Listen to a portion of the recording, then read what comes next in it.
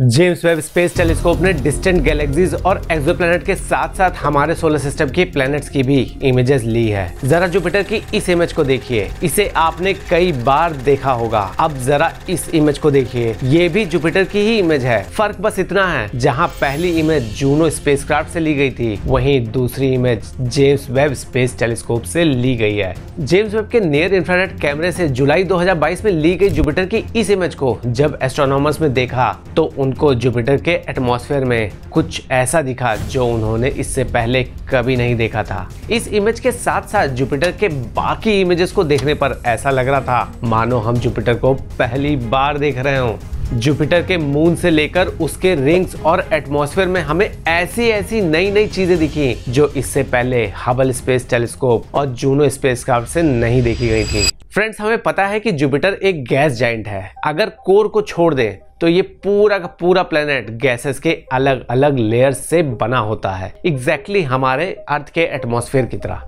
Giant storms, powerful winds, auroras, extreme temperatures और pressures, Jupiter के अंदर बहुत कुछ चल रहा है। कैसिनी स्पेसक्राफ्ट, जूनो स्पेसक्राफ्ट और हबल स्पेस टेलीस्कोप की मदद से हम जुपिटर के इन लेयर्स को डीपली स्टडी कर पाए हैं। लेकिन जेम्स वेब स्पेस टेलीस्कोप ने जो इमेजेस हमसे शेयर करी हैं, उससे हमें ना सिर्फ एटमॉस्फेयर की लेयर्स बल्कि जुपिटर के मून्स और रिंग सिस्टम को भी अच्छे से समझने में मदद मिली है। ये पॉसिबल हो पाया है जेम्स वेब के नियर इंफ्रारेड कैमरे की वजह से, जो स्पेस के डस्ट और क्लाउड कवर को आसानी से पेनिट्रेट कर जुपिटर की क्लियर इमेजेस हम तक पहुंचाता है। इंफ्रारेड लाइट्स को ह्यूमन आइज देख नहीं सकती हैं। ऐसे में जेम्स वेब द्वारा भेजी गई इंफ्रारेड इमेजेस हमारे कोई काम की नहीं होती, हम उसे देख ही नहीं पाते। इन इमेजेस को यूजफुल बनाने के लिए उनको प्रोसेस करना जरूरी है। इंफ्रारेड इमेज के डेटा को साइंटिस्ट विजिबल स्पेक्ट्रम में मैप करते हैं, जिससे हमें विजिबल लाइट वाली ऐसी इमेज मिलती है।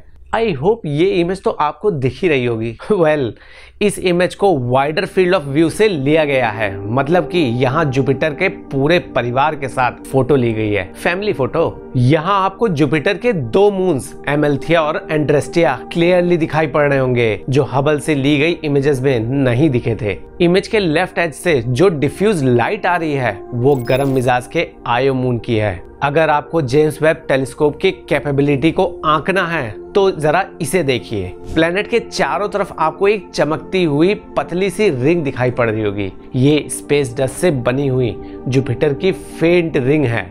आप जान के हैरान होंगे कि एक्चुअल में ये रिंग प्लेनेट के कंपैरिजन में 1 मिलियन यानी कि 10 लाख टाइम ज्यादा फेंट है। इतना फेंट होने पर भी हम इसे जेम्स वेब की इमेज में क्लियरली देख पा रहे हैं। है ना ये एकदम अमेजिंग टेलीस्कोप। अब जरा इमेज के बैकग्राउंड को देखिए। यहाँ आपको धुंधली सी डिस्टेंट गैलेक्सीज दिखाई पड़ जाएंगी।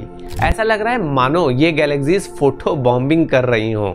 इस इमेज के साथ साथ जेम्स वेब ने जुपिटर की क्लोजअप इमेज भी हमसे शेयर करी है, जिसे ध्यान से ऑब्जर्व करने पर साइंटिस्ट ने कुछ ऐसा डिस्कवर किया जो उन्होंने जुपिटर पे आज तक कभी नहीं देखा था। जुपिटर की इस क्लोजअप इमेज में रेडिश कलर का चमकता हुआ ऑरोरा देखने को मिल रहा है। ग्रेट रेड स्पॉट भी क्लियरली दिख रहा है, जो रेड ना होकर ब्राइट व्हाइट कलर का दिखाई पड़ रहा है। जुपिटर के अलग अलग बैंड्स और स्ट्रॉन्ग विंड पैटर्न्स भी यहाँ देखने को मिल रहे हैं। दोस्तों, जेम्स वेब टेलीस्कोप की मदद से जुपिटर के एटमॉस्फेयर में दबी हुई लोअर और डीपर लेयर्स को भी आसानी से ऑब्जर्व किया जा सकता है। ये वो लेयर्स हैं जहां बड़े बड़े स्टॉर्म्स और अमोनिया आइस के थिक क्लाउड्स दिखाई पड़ते हैं।